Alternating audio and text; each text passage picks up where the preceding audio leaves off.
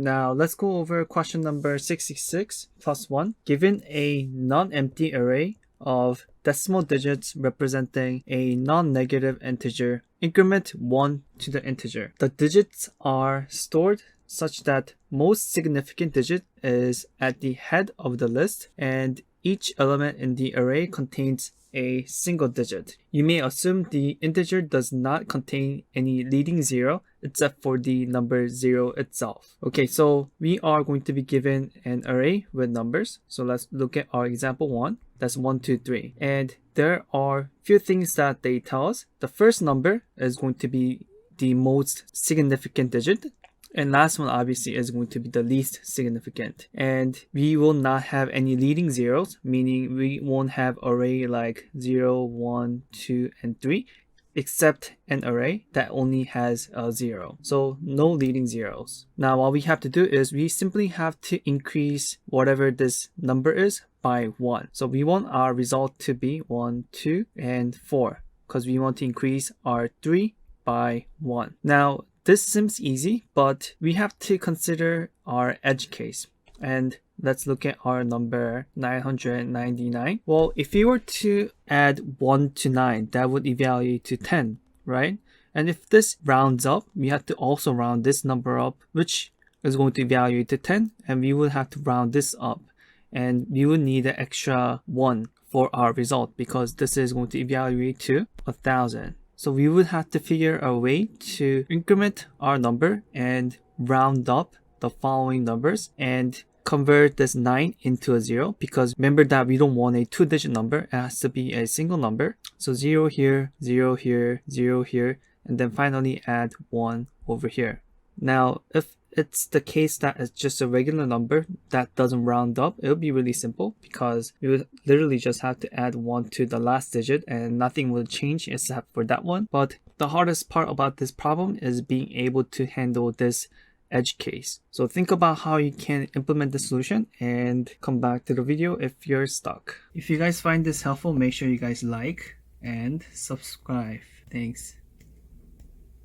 Now let's try to implement our solution, and for this one our time complexity is going to be O of n squared and space is going to be O of 1. Now the idea for this solution is that we're going to first increment our last digit, so least significant number, by 1, and after that we're going to iterate through our numbers and we're going to iterate starting from the last one. And if it is the case that the last number became 10, that means that we have to increment the next digit by 1, right? So if this 9 became 10 after we added 1, we want to increment our 10th digit by 1. And if this became 10, we would obviously increment the next one by 1, so on and so forth. And when we're done, we're going to unshift 1 so that we have a correct number after adding 1. So this will become 10,000. Okay, so let's try to implement that. So first thing I want to do is I want to increment the last number by 1. And we get that by digits. And we get the last index. And we overwrite this with the new number. So digits length, and we add 1 to that number. Now let's just return our digits over here. And here you can see that all the numbers increased by 1. And here we have a 10, and obviously we don't want this 10 here, right? We want this to be 0 and increment the 10th digit by 1. And obviously this would also become 10, and we would next increment the 100th digit, 1000th digit, and when we're done we want to have this 1 over here so that we have 10,000. So what we're going to do now is we want to iterate starting from the last element and check if the element is 10. If it is, what we're going to do is we're going to change it to 0 because obviously we can't have 10 here, and then increment next significant digit by 1. So let's do that now. Create our for loop. We're going to start from the last index and we want to loop until I is greater than -1, and we decrement by each one. And now we have to check, well, is our current element equal to 10? If it is, I want to change my number to 0 and then increment the next digit by 1. So if my current digit, so digits at index I, if this is equal to 10, I want to change my digits at index I to 0. So here you can see that this 10 became 0. Now we have to be able to handle our next significant digit, and we have to add 1 to that number. So in order to do that, we have to check one thing, and we have to check if our I does not equal to 0. And I'll explain this later. So let's get our next digit at 9, and that's digits at index I minus 1, and we want to override it. So digits at I minus 1, and we add 1 to that number. And here you can see that all the numbers became 0 because our original input was 9999. And finally, we just need to have 1 in front of our result. So to do that, we can use unshift and add 1 to our result. So let's do if I is equal to 0, we want to add 1. So that's going to be digits, unshift, and we add 1 to our result. And you can see that we have 10,000. Now, why do we need this check? Well, and this check? Well, if we didn't have this check, we would be adding 1 each time, right? So if you were to get rid of that, you can see that our number is looking weird. And this is definitely not what we want. And if you were to just get rid of this one, you can see that it's giving us a invalid number. So if you were to get rid of this one, you can see that we're getting a -1. So if it is the case that we're on the last one, we don't have a index 0 minus 1, which is -1, right? So this if statement prevents that. And we check, well, if our I is equal to 0, we want to add that 1 to our result. And finally, we do get our result. Now, let's just go over our code one more time. So let's work with this example over here. So our input is going to be 9, 9, 9, and 9. The first thing we do is we increment the last number by 1. And we use in place method. So this array becomes 9, 9, 9, and 10. And next we iterate through our array. Remember that we are iterating starting from the last index. So we start with this 10. And we check, well, is the current digit equal to 10? Well, it's 10, right? So that value is true. And we check again, well, is the index not equal to 0? Well, that's true. So what we do is we increment this number by 1, which now becomes 10. So we have 9, 9, 10, and remember that we have this line which converts the current number into 0. So now this becomes 0. Well, does I equal to 0? No, it's not. So we loop again. So we keep doing that, and for the next loop we are going to have 0, 0, 10, and 9. Next one is going to be 0, 0, 0, and 0. And finally, we hit this if statement. When our I is equal to 0, we simply add 1 to our array. So the beginning of our array. So that gives us 10,000, and we are done. We just return this and we get the result that we want. Now I want to go over another solution, and this solution is, to be honest, kind of cheating. This solution really defeats the purpose of solving LeetCode questions. It's like solving square root problem that's on LeetCode by just using the square root function. But I thought it's good to go over it because we don't really get to use something called big int often, and I just wanted to go over that. For this one, what we're going to do is we're going to convert this into a number, add 1 to that, and just convert that back into a array. So first thing I'm going to do is I'm just going to return, and let's first convert this into a string. So that's going to be digits dot join. And here you can see that it became a string. Now we want to convert this to a number. So in order for us to convert it to a number, we can try to use this number, but soon you will see that why this is not a good solution. And that's because, well, if you were to have a really big number, you can see that after 5, all the numbers became just zeros. So if you use number for this solution, you probably noticed that you failed to pass all the tests. And in order for us to actually convert this to a legitimate number, you have to use something called a big int.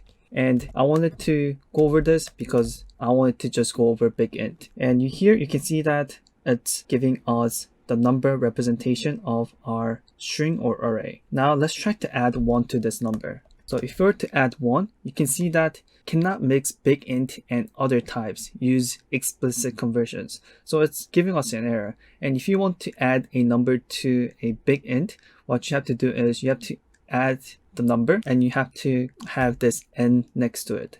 So right now you can see that our number is incremented correctly.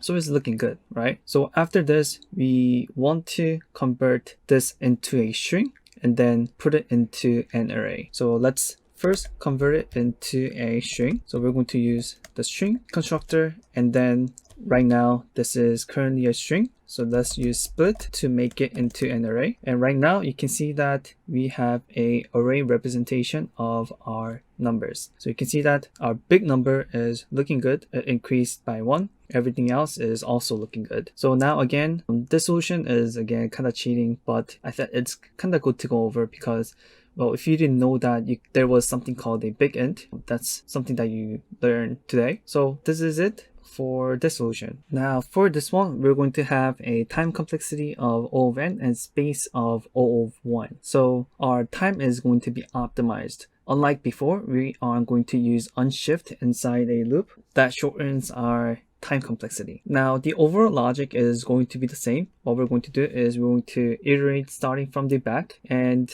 we're going to increment our number and check and get the mod 10 of that number. So if our number became 10, 10 mod 10 is going to give us 0 because the remainder will be 0. And if it is a case that it's 0, we're going to keep looping and just keep adding 1 to our next digit. And finally, when we're done, we are going to just add 1 to our number and just return that like before. So let's create our loop. We're going to start from the last index. So that's going to be digits.length -1.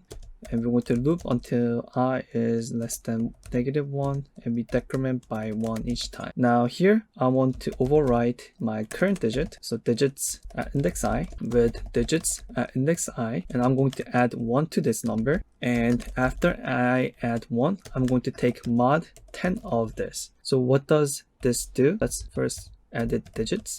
Well, what this does is it's going to add 1 to our current number, and it's going to take mod 10 of that number. So if our current digit became 10, this number would obviously evaluate to 0 because 10 mod 10 is 0, and override it with where the current digit is. And if our current number was, let's say 3 plus 1 is going to be 4. 4 mod 10 is just going to return 4, and it's just going to override the 3 with 4. Now after this, we're going to check, well, is our digit, current digit, a non-falsy value, meaning is it not 0? If it's not 0, that means that we're pretty much done, right? Because we don't have to handle our edge case where we have to add 1 to this and then add potentially 1 to front of our array. We can just increment this number, which became 4, and then just return it. So that's what we're going to do here. So we're just simply going to return digits. So right now you can see that we simply returned our number, we increased by 1, and then just returned our result. So for all these, this is looking good. Now we just have to handle our edge case, and that's actually just adding 1 to front of our array. So here we finally just return an array and we add our 1. So instead of unshift, we're gonna use our spread operator this time, and we unpack all the elements in our digits. And as you can see, we have our final result here. Now let's go over our code line by line. So same as before, what we're doing is we are iterating starting from the last element. So same as before, let's look at our last example, 9999. And first thing we do is we look at the current element, which is the last index, which is this 9. Well, first we add 1 to that. So that's going to give us 10, right? And what's 10 mod 10? Well, 10 mod 10 is actually 0 because that's going to give us a remainder of 0, right? So that's going to result in 999 and 0. Now we check, is our current element 0? Well, if it's 0, that means that's a falsy value, right? So this line isn't going to evaluate to true. So we keep looping our for loop. Now is our next 9. Well, we add 1 to that, same as before, and this evaluates to 10, and 10 mod 10 again is 0. And 0 again is a falsy value. So this condition fails. and we don't return our digits. And we keep doing that until we get 0, 0, 0, and 0. And that's when we are done with our for loop. Now we hit our last number and we simply add 1, use the spread operator to get all the values. So we unpack all the values and get our result. Now let's look at just this number, the first one, 1, 2, 3, to see how it goes when it's the case that we don't have to round up. So we have 1, 2, and 3. Now we start with the last number. So the current number is obviously 3. And here we increment it by 1 and take mod of that. So if you increase it by 1, that's going to be 4. 4 mod 10 is going to be 4. So we overwrite our number with 4. And we hit our if statement. Well, if 4 is going to evaluate to true because it's a truthy value, and that's going to return our digits, which is this array. And we're done. We don't hit this line. We just simply return this and we are done. If you guys find this helpful, make sure you guys like and subscribe. Thanks.